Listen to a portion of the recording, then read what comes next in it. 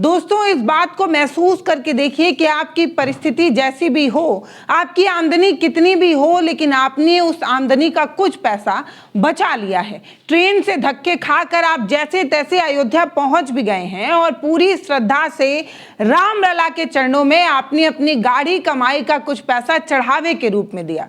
इस उम्मीद से दिया होगा कि भगवान के कुछ काम आ जाएगा। नारियल, चुन्नी, प्रसाद, अगरबत्ती, कपूर या उनके मंदिर में किसी साजो सामान के लिए आपका पैसा इस्तेमाल किया जाएगा।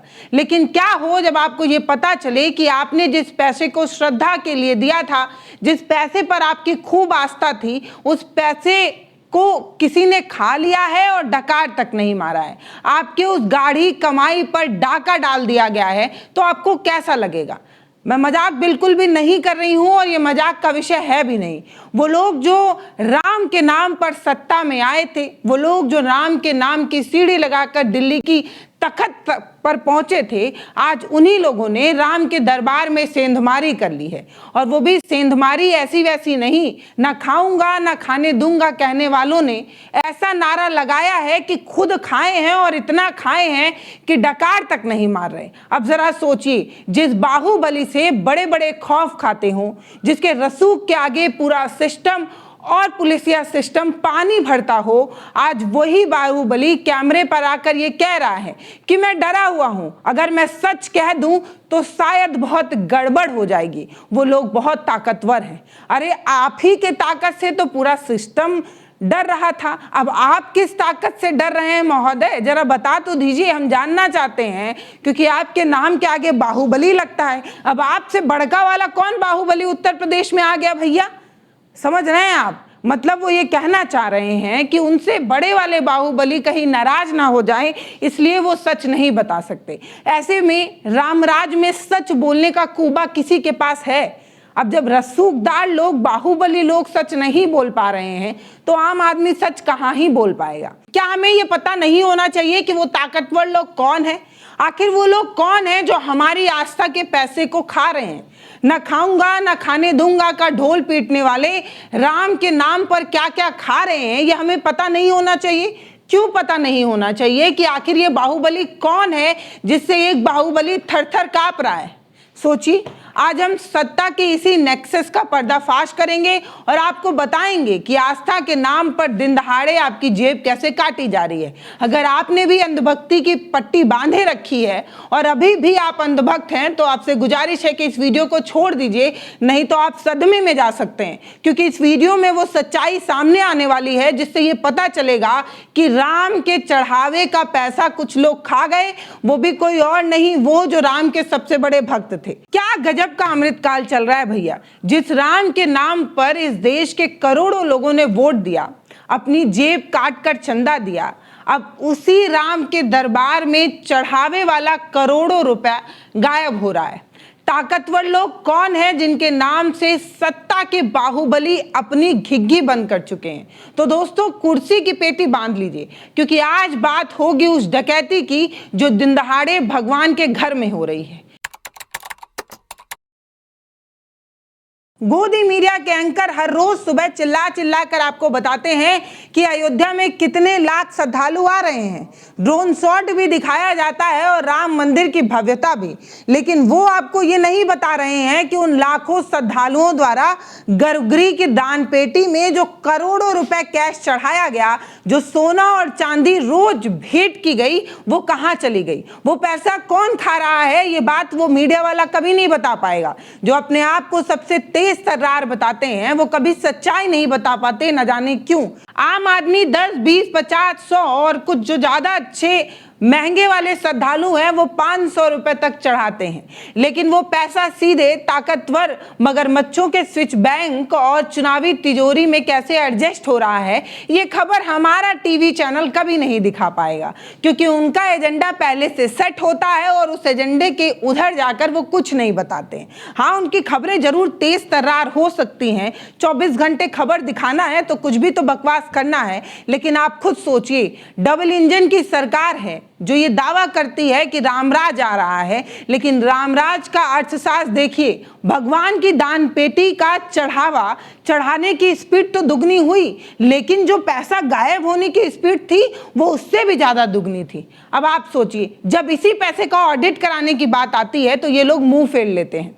जैसे सीबीआई और ईडी सिर्फ विपक्ष के नेताओं के घर में रेड मारने के लिए बनाया गया हो। जब विपक्ष के घर में रेड मारना होता है तो इनकी स्पीड दुगनी होती है, लेकिन जब इस तरीके के मुद्दे पर बात करना होता है तो ये सब चुप हो जाते हैं।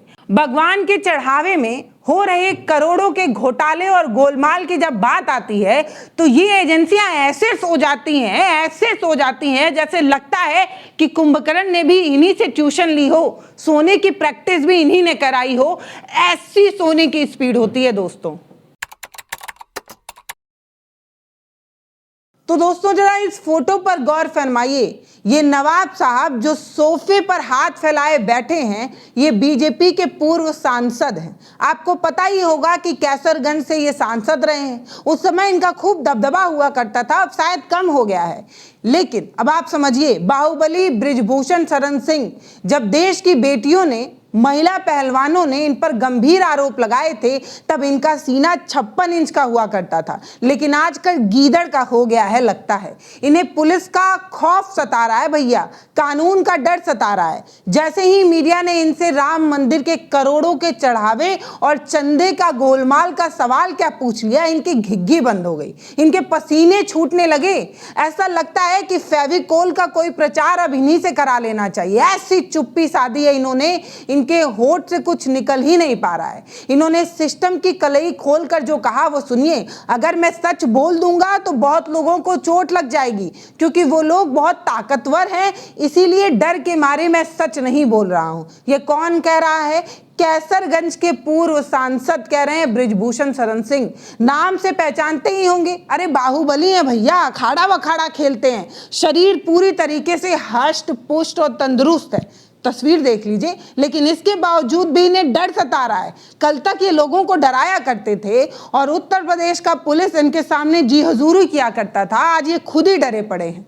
ताली बजा लीजिए, जरूरी है। आदमी देश के कानून से नहीं डर रहा है, ये उन लोगों से डर रहे हैं। वो लोग कौन है भैया, यही तो सवाल है। आखिर बृजभूषण शरण सिंह किन लोगों से डर रहे हैं? मंदिर के चढ़ावे का पैसा कौन खा गया, ये बात पूछने पर बृजभूषण शरण सिंह डरा हुआ महसूस कर रहे हैं। क्या अयोध्या के गर्भगृह का चढ़ावा कोई मामूली गिरोह चुरा कर ले जा रहा है? जवाब है बिल्कुल नहीं। ये काम सिर्फ और सिर्फ सत्ता पर बैठे वो शीर्ष लोग हैं, उन्हीं का मगरमच्छ खा रहा है, समझ लीजिए। इनका रसूख इतना बड़ा है कि इनके खिलाफ बोलने पर बृजभूषण शरण सिंह जैसे बाहुबली लोगों को जान का डर सता रहा है। तो आम आदमी कैसे ही सवाल पूछेगा? अगर इन फ्यूचर हमारे साथ कुछ हो जाए तो आप समझ लीजिएगा कि हमने सवाल पूछा था, इसीलिए हमारी आवाज बंद कर दी गई। मतलब चोर की गाड़ी में तिनका नहीं, पूरी की पूरी दाढ़ी ही तिनकों की ढेर से बनी हुई है। और मजे की बात देखिए, जो लोग हिंदू खतरे में हैं, हिंदू खतरे में हैं इसका नारा लगाते थे, आपका वोट ले गए यही नारा लगा लगा कर, असल में उन्होंने ही हिंदुओं के चढ़ावे को खतरे में डाल दिया है और अपनी तिजोरी भर ली है और सबने चुप्पी भी साध ली है। अब तो ये भी कहा जा रहा है कि हमसे ना बुलवाइए, हमारी जान जा सकती है। बताइए जरा। अब आप कहेंगे बृजभूषण शरण सिंह नेता हैं तो राजनीति कर रहे हैं, तो ठीक है भैया, छोड़ देते हैं इनका पीछा, राजनीति का चश्मा उतारिए और धर्म के सर्वोच्च अदालत की तरफ चलिए। ज्योतिष पीठ के शंकराचार्य स्वामी अभिमुक्तेश्वरानंद, इन्हें देखिए, ये जो कह रहे हैं वो और ज्यादा परेशान करने वाली बात है। ये तो कोई विपक्ष के नेता नहीं है ना, ये तो सरकार की छवि खराब करने के लिए कुछ नहीं कह रहे हैं। इन्हें तो चुनाव नहीं लड़ना है ना, डंके की चोट पर सरकार से सवाल पूछ रहे हैं भैया। ये जो कह रहे हैं वो सुन लीजिए। अयोध्या में जिस तरीके से अखिलेश यादव ने आरोप लगाया है कि वहां पर चोरी हुई, उससे क्या कहना चाहते हैं आप? अब चोरी हुई है, आरोप क्या लगाया है, ये बात तो वहीं से निकल के आई ना। जो समाचार वहां से निकल के आया उसके बारे में उन्होंने कहा है। तो वहां तो लगातार चोरी हो रही है, कोई आज से पहली बार चोरी हो रही है। वहां तो जब शिला पूजन हुआ था तब से शुरू है, कितने आरोप लग चुके। पहले शिला पूजन में चोरियां हुई, उसके बाद फिर जब राम जन्मभूमि में मंदिर बनने लगा तो प्लाट बिकने लगे, 2-2 मिनट में लाख का प्लाट करोड़ में हो जाता था, आप लोग देख ही चुके हो। और अब अभी भी ये वाली चोरी, तो वहां तो पहले से। तो जांच के लिए क्या करना, किसके द्वारा जांच कराना चाहते हैं, आपकी क्या मांग है? जब वहां चंपत राय बैठे हैं, जी, चंपत का मतलब जानते हो? चंप धातु है जिससे चंपत शब्द बना है संस्कृत भाषा में। चंप का मतलब ही होता है कि लेके भाग जाना, चंपत हो गए मतलब लेके भाग गए। तो लेके भाग जाने के अर्थ में चंपत धातु है, जब वहां पहले ही चंपत राय को बैठा दिए तो आपको समझ जाना चाहिए कि क्या होने वाला है।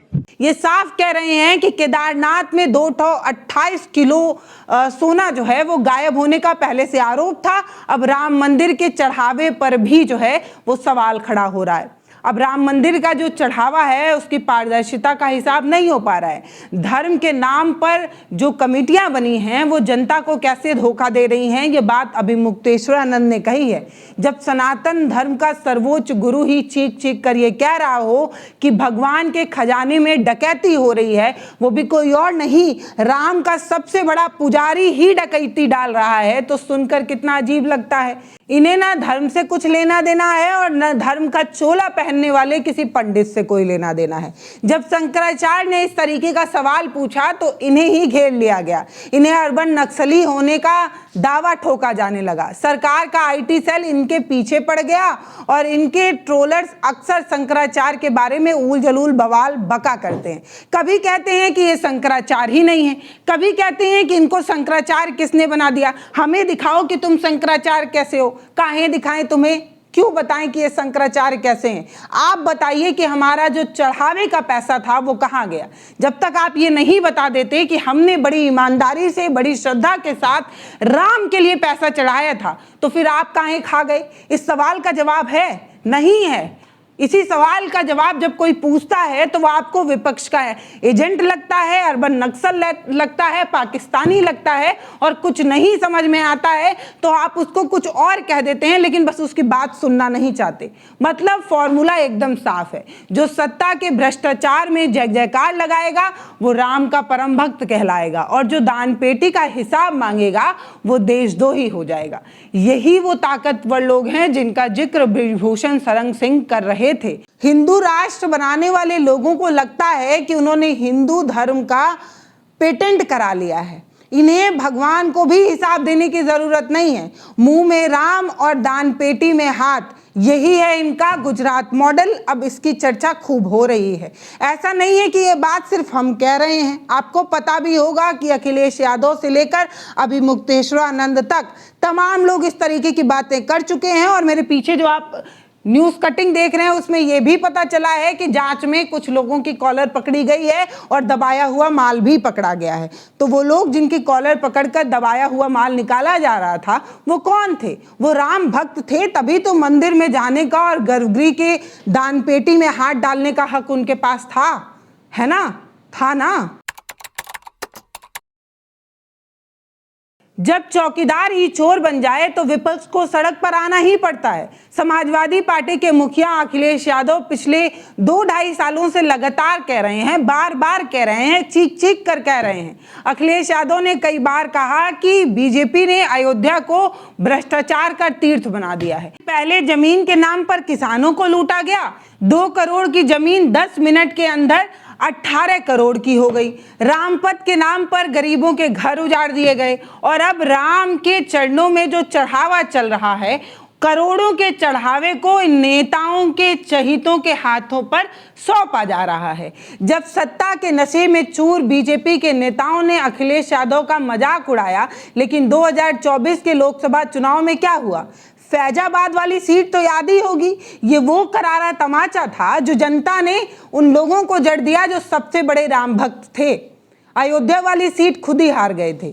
जिन्होंने अपनी आंखों के सामने राम के नाम पर पूरी लूट देखी थी, उन्होंने बीजेपी के उम्मीदवार को धूल चटाया था। दिल्ली की कुर्सी तक हिल गई थी। खबरें बता रही थी कि राम के नाम पर आने वाली सरकार राम वाली सीट ही हार रही है। यह अयोध्या की जनता का मौन जवाब था।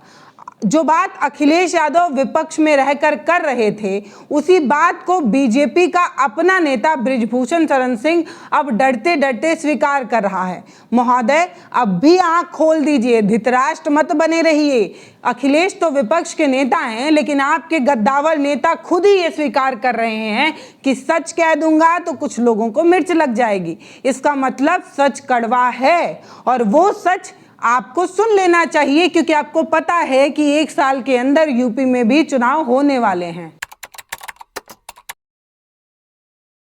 तो दोस्तों, हमने आपको पूरा गणित, पूरी क्रोनोलॉजी समझा दी है, आपके सामने रख दिया है। एक तरफ वो सत्ता है जो धर्म के नाम पर एक चश्मा आपको पहनाना चाहती है, जिससे ना आपको महंगाई दिखाई दे, ना बेरोजगारी दिखाई दे, ना भगवान के खजाने में हो रही डकैती दिखाई दे, सच ना दिखाई दे, इसलिए ये चश्मा पहनाना चाहते हैं। ये वही सरकार है जो बार बार कहा करती थी ना खाऊंगा ना खाने दूंगा।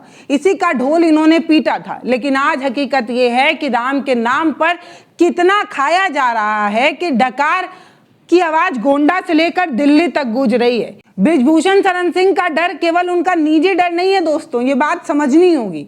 ये इस बात का सबसे बड़ा सबूत है कि सिस्टम के भीतर बैठे ताकतवर लोगों का भ्रष्टाचार इतना विराट हो चुका है कि ये आपके सामने बाहुबली जो है वो भी बौनी नजर आते हैं, पिद्दी नजर आते हैं। भ्रष्टाचार इतना बड़ा रूप ले चुका है।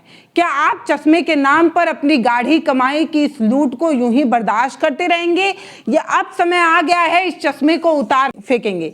चॉइस आपकी है, आप डिसाइड कीजिए कि आपको अभी भी इस चश्मे के साथ रहना है या चश्मा उतार कर सच देखना है।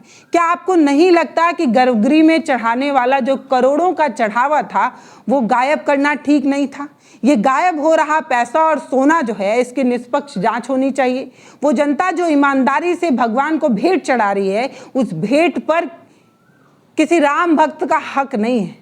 उन ताकतवरों का चेहरा बेनकाब नहीं होना चाहिए। आपको क्या लगता है, उस ताकतवर का चेहरा सामने नहीं आना चाहिए जिससे बृजभूषण शरण सिंह डरे हुए हैं? कमेंट सेक्शन में अपनी राय जरूर लिखिएगा। अगर आप चाहें तो अभी भी आप चुप रह सकते हैं और राम नाम जप के राम का माल किसी और को खाने दे सकते हैं। फैसला आपका है। फिलहाल अभी के लिए नमस्कार, मैं पल्लवी हूँ, आप भारत एक नई सोच देख रहे हैं। अगर वीडियो फेसबुक पर देख रहे हैं तो फॉलो कर सकते हैं और यूट्यूब पर देख रहे हैं तो सब्सक्राइब कर सकते हैं, अगर इस तरीके का सच आपको पसंद आता है तो।